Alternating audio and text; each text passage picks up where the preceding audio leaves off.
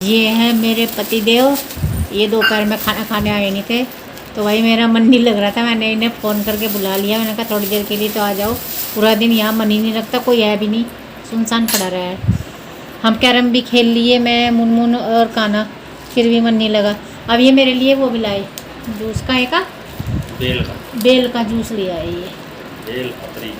और ये रहा मेरा गिलास जिसमें मैंने पानी पिया था, इसमें ही डाल दो। लो 2 गिलास लाया हूँ तेरे लिए। एक पीऊँगी, दोनों पीने हैं। आधा पीऊँगी अभी तो।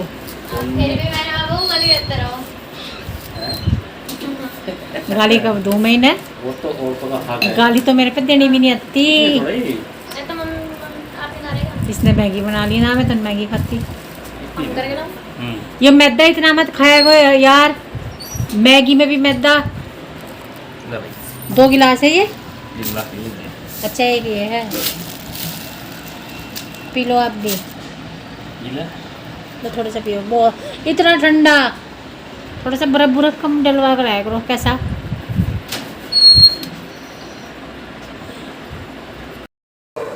Hello everyone, welcome back to my new blog. अभी 8:15 बजे हैं, रात के 8:15। और भाई देखो हमारे यहाँ हमारी बिटिया रानी क्या कर रही है, दिखाती हूँ आपको। ये सब्जी बना रही है। सब्जी मैंने काटी, मिक्स वेज है। मिक्स वेज क्या है, इसमें शिमला मिर्च और गोभी है और आलू है ना। रहने सोयाबीन नहीं डालते, नहीं सोयाबीन नहीं डालते, मुझे नुकसान करती है। और ये सब्जी बना रही मुनमुन। तो भाई हमारी लड़की जो है किचन का काम सारा कर लेती है, बस ये है कि इसे लगाना पड़ता है। अब मैं आटा भी बनाऊंगी, रोटी भी बनाएगी। और मेरे लिए काम ये है, मैं बर्तन साफ कर रही।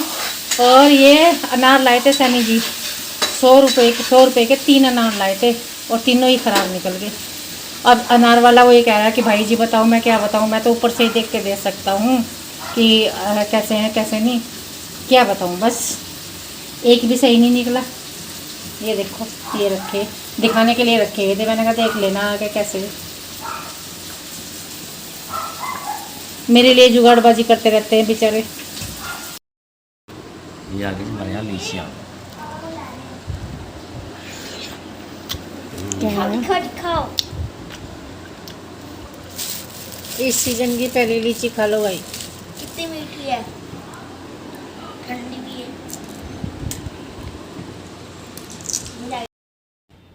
Hello everyone, welcome back to my new blog, या पहले वाले ब्लॉग में जिसमें भी है आपका स्वागत है।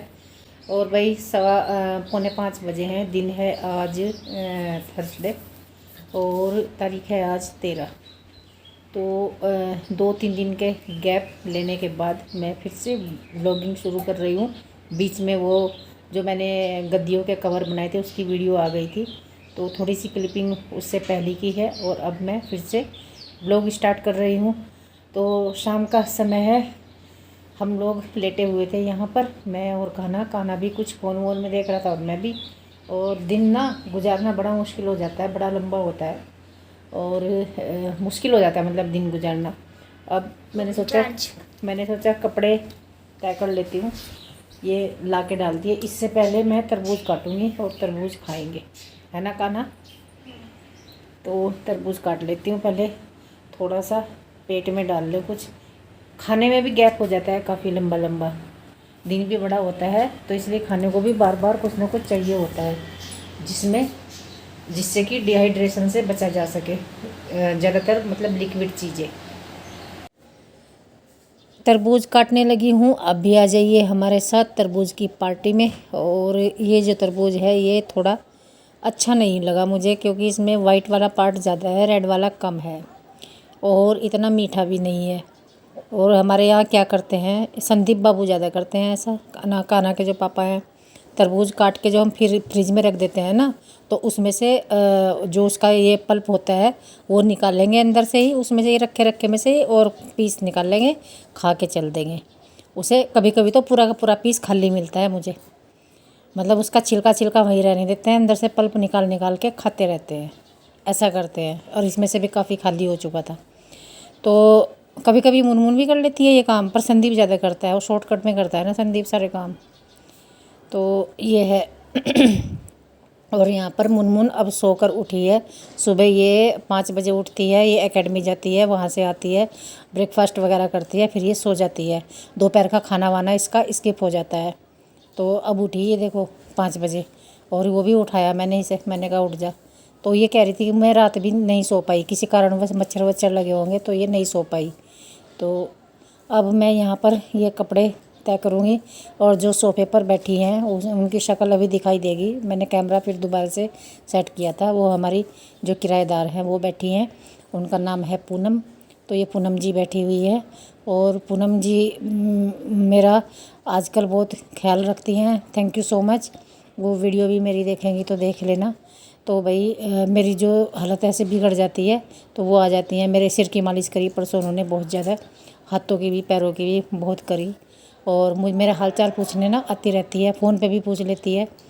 तो कल मैं मोटरसाइकिल पे बैठ के रात वहाँ गई उधर देवर की तरफ, पंकज की तरफ। उन्होंने फ़ोन करके पूछा पूनम जी ने कि वो भाभी जी आप कहाँ गए थे, डॉक्टर के पास तो नहीं गए कहीं? मैंने कहा नहीं नहीं।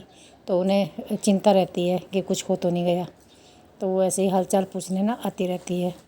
तो भाई देखो, कोई किसी की अगर सेवा करता है निस्वार्थ भाव से तो भगवान उसको उसका फल ज़रूर देता है। और मेरे तो अंदर से दुआएं निकलती है, वैसे भी निकलती है। तो ये है कपड़े मैं यहाँ तय कर दूँगी। 2 साड़ियाँ ये आप देख रहे होंगे मैंने तय करके रखी है। ये मैंने बेड में से, दूसरे बेड में से कपड़े निकाले, इसे दूसरे बेड में रखूँगी। कपड़े अस्त व्यस्त हुए पड़े हैं हमारे सारे बेड में, तो रीसेट करूँगी मैं सारे कपड़े ना जब भी मुझे समय मिलेगा। अब देखिए ये मेरे पास ही आकर बैठ गई, और ये कपड़ा है जो मैं आजकल DIY का चक्कर में पड़ी हुई हूँ। देखो भाई मौसम कितना ज़्यादा ख़राब हो रहा है, ख़राब मतलब कितना गर्म हो रहा है। सुबह भी मैं यहाँ ठंडा करूँ, और अब मैंने काना को बोला कि काना इसे ठंडा कर दे। हाँ, ठंडा करने के लिए ही तो गिल्ला करवा रही। ऊपर जिन्ने पे भी मार दे, जिन्ने से लेके आ ऊपर से। अरे जैसे बाल्टी होगी कोई